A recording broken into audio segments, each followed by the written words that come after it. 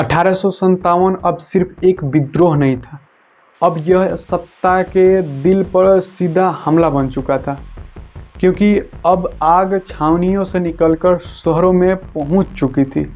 और जब शहर जलते हैं तो सिर्फ इमारतें नहीं जलती, सत्ता की नींव जलती है।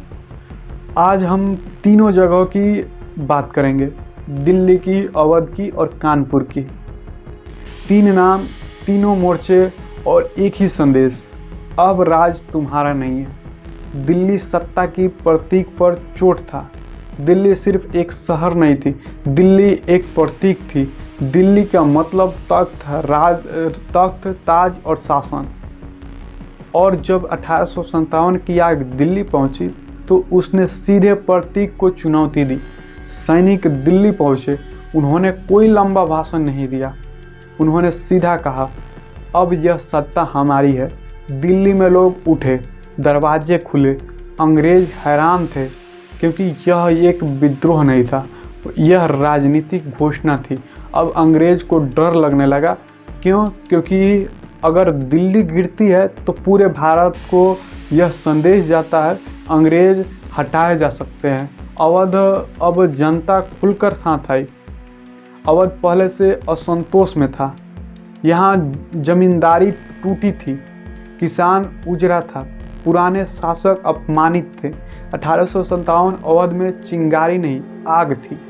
यहाँ सिर्फ सैनिक नहीं उठे, यहाँ जनता उठी। गांव-गांव अंग्रेजी व्यवस्था टूटने लगी।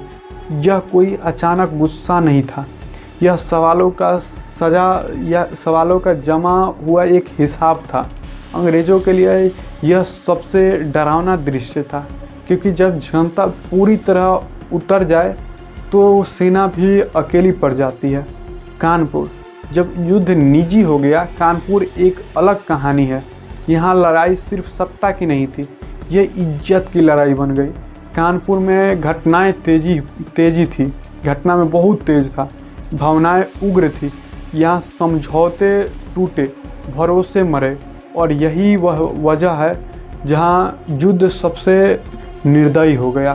कानपुर ने अंग्रेज़ों को यह सिखाया, जब संघर्ष निजी हो जाए तो कोई नियम काम नहीं करता। अंग्रेज़ों की हालत पहली बार डर की थी। अब जरा अंग्रेज सत्ता के स्थिति को समझिए, अंग्रेज की सत्ता की स्थिति।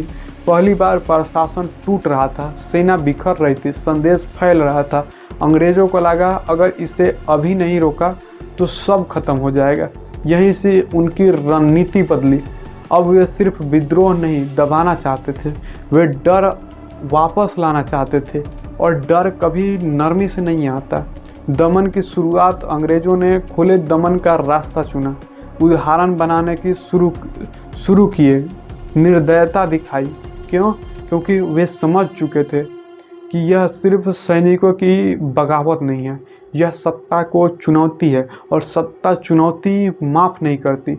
1857 का सबसे बड़ा मोड़ दिल्ली, अवध और कानपुर ने एक बात साफ कर दी, 1857 अब रुकने वाला नहीं था, वह पूरे भारत में गूंजने वाला था। हर जगह एक ही सवाल उठ रहा था, अगर यहाँ हो सकता है तो हमारे यहाँ क्यों नहीं हो सकता।